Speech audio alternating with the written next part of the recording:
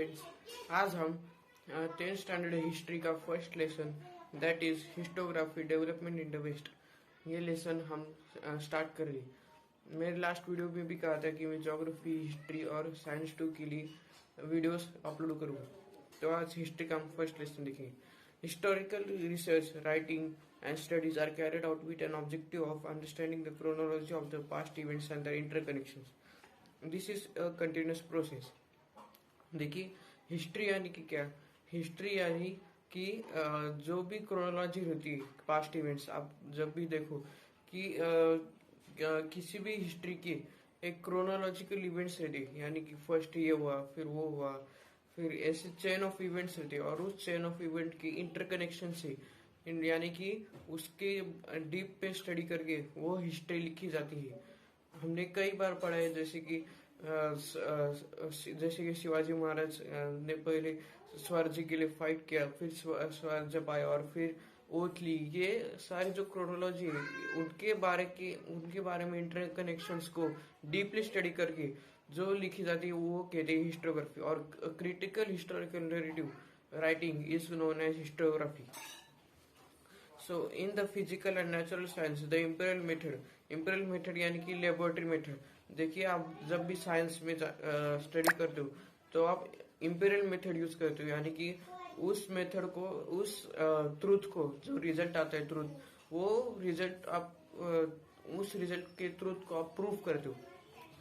is used to verify the variable knowledge. This method allows the formatting laws that remain true irrespective of the time and space. This laws can be tested and proved repeatedly. देखिए, मैंने आपको यही कहा था कि ये जो laws होते हैं ये प्रूव किए रहते हैं।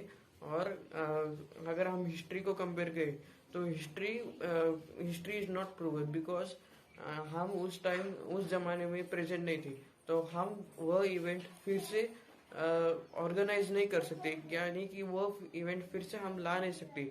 इसलिए history is not proven, but as compare to science is proved. हम देखते हैं कि लेबोरेटरी में कई सारे साइंटिस्ट वगैरह जो प्रूव करते हैं, वो सब हिस्ट्री, वो सब उनके रिजल्ट को, साइंटिफिक रिजल्ट को प्रूव करती। तो in historical it may not be possible. This is, मैंने आपको बताई, this is so because we were not present in the historical time and space and the historical events can not be recreated. Also, in history, it is not possible to formulate laws that remain true irrespective of the time and space. मैंने आपको ये paragraph पहले ही बताया था कि as compare to history, science, historic जो results रहते वो प्रूव हम नहीं कर सकते, क्योंकि उस इवेंट में हम प्रेजेंट नहीं थे। जैसे कि अभी स्टोन एज मैन था, तो स्टोन एज मैन ने क्या क्या किया, वो एंसिस्टर्स से स्टोरी हमें आई है, लेकिन हम उस स्टोरी में नहीं जा सकते, हम हिस्ट्री में कभी जा नहीं सकते।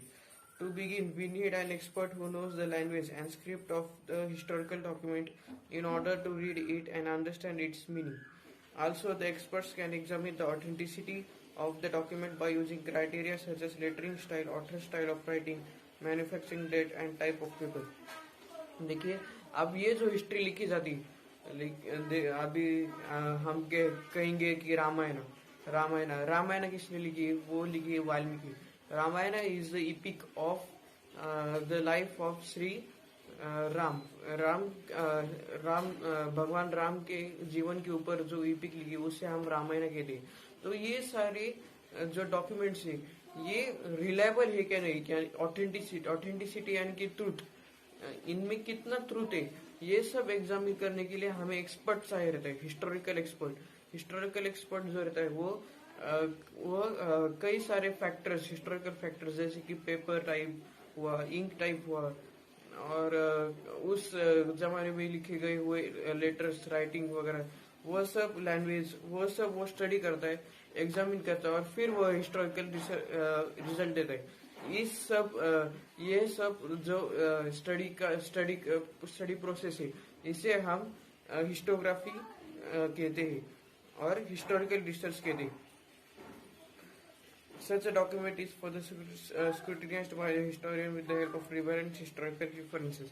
और जो भी हिस्टोरिकल रेफरेंसेस अवेलेबल, यानी कि जो भी हिस्टोरिकल सोर्सेस अवेलेबल है प्रेजेंट पे, प्रेजेंट में, वह कंपेयर करके पास्ट में, वह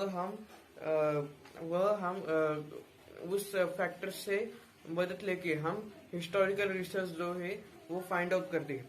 देखिए हिस्टोरिकल रिसर्च मेथड, ये कई सारे फैक्टर्स दिए हुए, जैसे कि examine the relevant references to the available historical information, collecting historical information, highlighting the sources that led to historical transitions, carrying out the comparative analysis, understanding the references regarding time and space of the given historical events, and also various conceptual frameworks used in historical research method, formatting relevant questions in the view of the historical reference। देखिए ये जो source है, ये जो method है ये काफी important है, क्योंकि ये हिस्टोरिकल रिसर्च फाइंड आउट करने के लिए हमें कुछ उसके बारे में क्वेश्चंस भी फाइंड आउट करने चाहिए, और उस क्वेश्चंस की रिलायबल आंसर्स विद एविडेंस यानी कि प्रूफ के साथ वो होने चाहिए, तो ही वो हिस्टोरिकल रिसर्च होता है।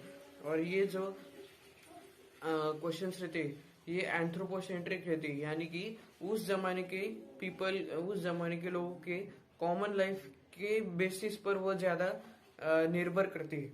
फॉर्मुलेटिंग हाइपोथेसिस, और उस क्वेश्चन आंसर्स को एग्जामिन करके, क्वेश्चन और आंसर्स दोनों को जो हम एग्जामिन करके जो हम अवेलेबल ट्रूथ पर जो हम ट्रूथ फाइंड आउट करते हैं, उस प्रोसेस को हम कहते हैं हाइपोथेसिस। और critical examine the various sources of history.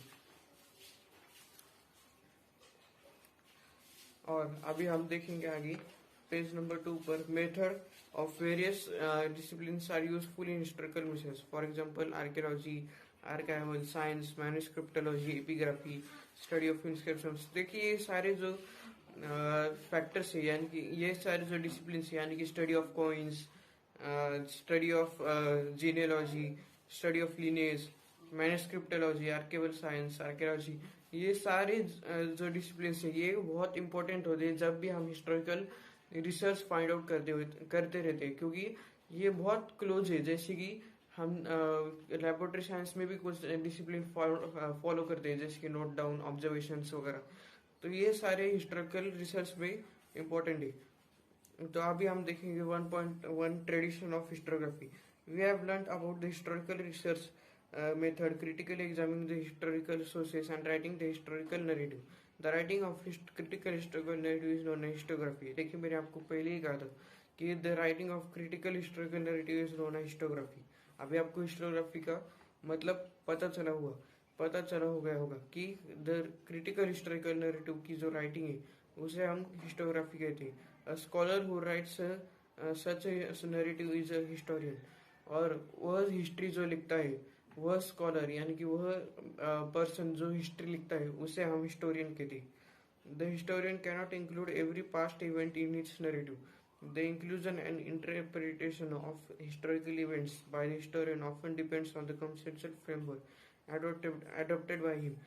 देखिए द हिस्टोरियन जो मतलब पास्ट के जो सारे हिस्टोरिकल फैक्टर्स है वो सारे इंक्लूड करके वह उनकी स्टडी करके हिस्टोरिकल रिसर्च और उसका जो रिजल्ट है वो पब्लिश करते हैं, यानी कि उसको क्रिटिकली एग्जामिन करके, यानी कि जैसे कि डॉक्यूमेंट्स हुआ तो उस डॉक्यूमेंट्स के लेटर्स, उसकी इंक, ये सारे वो एग्जामिन करके, सारे फैक्टर्स एग्जामिन करके वो हिस्टोरिकल ट्रूथ पर आते हैं। और ये जो इंक्लूजन है यानी कि उसका आपको जो कंक्लूजन रहता है ये पूरे उसके कॉन्सेप्चुअल फ्रेमवर्क पर डिपेंड करते हैं, यानी कि वो किस टाइप